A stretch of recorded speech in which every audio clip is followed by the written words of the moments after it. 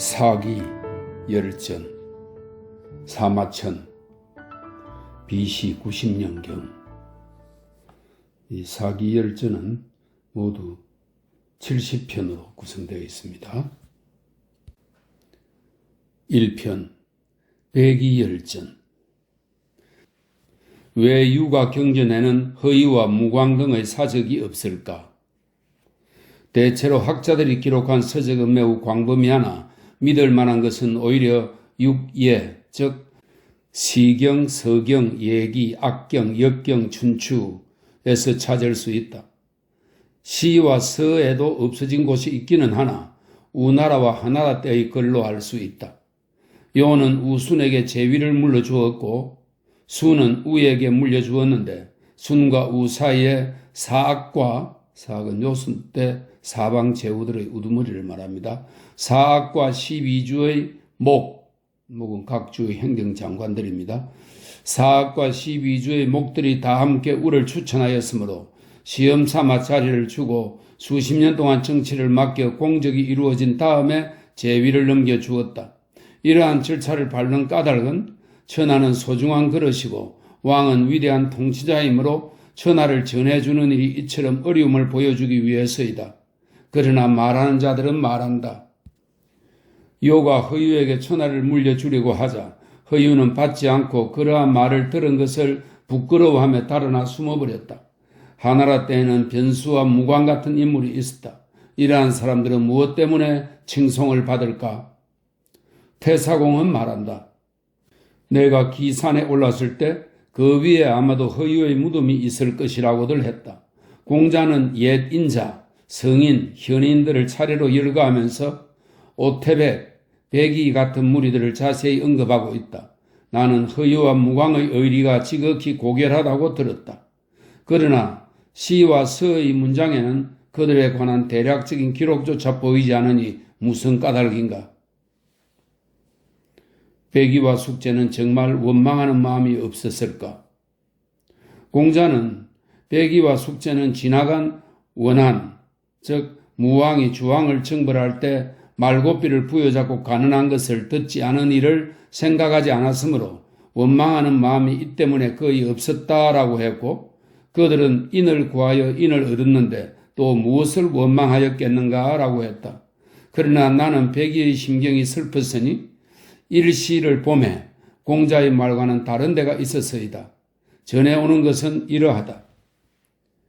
백이와 숙제는 고죽국 군주의 두 아들인데 그들의 아버지는 아우인 숙제에게 뒤를 잇게 할 작정이었다. 그러나 아버지가 죽자 숙제는 왕위를 형 백이에게 양보하려고 했다. 그러자 백이는 아버지의 명령이라면서 달아나 버렸고 숙제도 왕위에 오리를 하지 않고 달아나 버렸다. 고죽국 사람들은 할 수 없이 중간의 아들을 왕으로 세웠다. 이때 백이와 숙제는 서백창이 노인을 잘 모신다는 소문을 듣고 그를 찾아가서 몸을 의탁하려고 했다. 그런데 그들이 주나라에 이르렀을 때 서백창은 죽었고 그의 아들 무왕은 나무로 만든 아버지의 위패를 수레에 싣고 동쪽으로 선왕의 시호를 문왕이라고 일컬으며 주왕을 치려했다. 백이와 숙제는 무왕의 말고삐를 잡고 간언했다. 아버지가 돌아가신데 장례도 치르지 않고 바로 전쟁을 일으키는 것을 효라고 할 수 있습니까? 신하 신분으로 군주를 죽이는 것을 인이라고 할 수 있습니까? 그러자 무왕 곁에 있던 신하들이 무기로 베려고 했다. 이때 태공은 제나라의 시조인 여상입니다. 이때 태공이 그들을 두둔하여 말했다. 이들은 의로운 사람들이다. 이에 그들을 일으켜서 가게 했다. 그 뒤 무왕이 은나라의 어지러움을 평정하자 천하는 주나라를 종주로 삼았다. 그러나 백이와 숙제는 이를 부끄럽게 여기고 의롭게 주나라 곡식을 먹지 않고 수양산으로 들어가 고사리를 뜯어먹었다. 그들은 굶주려서 죽을 지경에 이르러 노래를 지었는데 그 가사는 이렇다. 저 서산에 올라 고사리를 캤네. 폭력으로 폭력을 바꾸었건만 그 잘못을 모르는구나. 신농, 우 하나라 때는 홀연히 사라졌으니 우리는 앞으로 어디로 돌아가야 하나? 아, 이제는 죽음뿐 운명도 다했구나. 마침내 수양산에서 굶어 죽었다. 이 가사로 본다면 원망한 것인가? 원망하지 않은 것인가? 착한 이가 공경에 빠지는 것이 하늘의 도인가? 어떤 사람, 노자를 말합니다. 어떤 사람은 말했다. 하늘의 도는 사사로움이 없어 늘 착한 사람과 함께한다. 배기와 숙제는 착한 사람이라고 할 수 있으니 그렇지 않은가? 그러나 그들은 이처럼 인을 쌓고 행실을 깨끗하게 했어도 굶어 죽었다. 또한 제자 7명 중에서 공자는 안년만이 학문을 좋아한다고 노나라 제후에게 추천하였으나 안년은 밥그릇이 자주 텅 비었고 술지개미와 쌀개 같은 거친 음식조차 배불리 먹지 못하고 끝내 젊은 나이에 죽고 말았다. 하늘이 착한 사람에게 보답으로 베풀어 준다면 어찌 이런 일이 있을 수 있는가?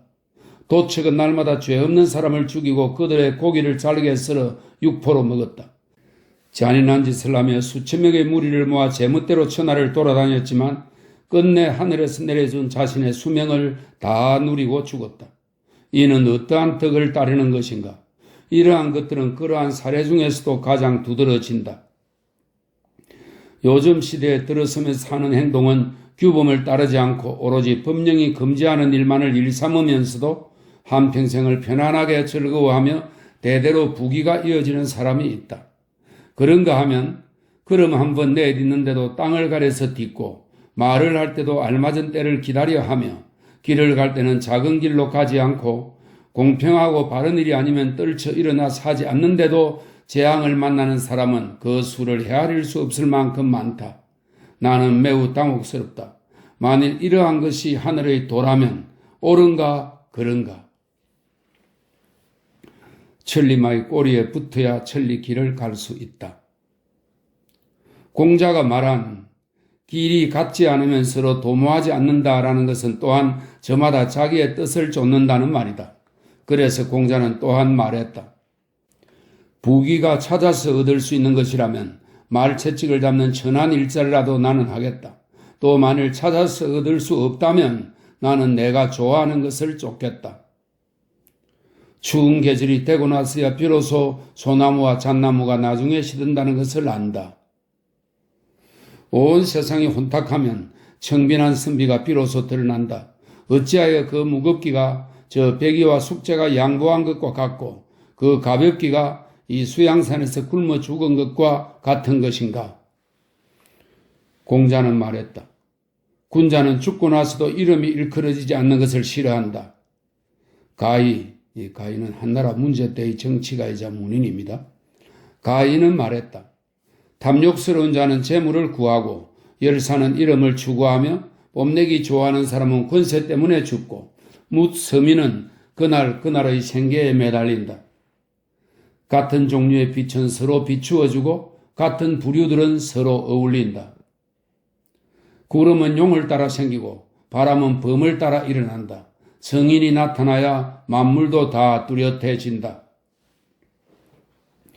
배기와 숙제가 비록 어질기는 했지만 공자의 칭찬을 잊고 나서부터 그 명성이 더욱더 드러나게 되었다. 안년이 학문을 돈독히 했지만 천리마, 공자를 비유한 것입니다. 천리마의 꼬리에 붙었기에 행적이 더욱 두드러지게 되었다.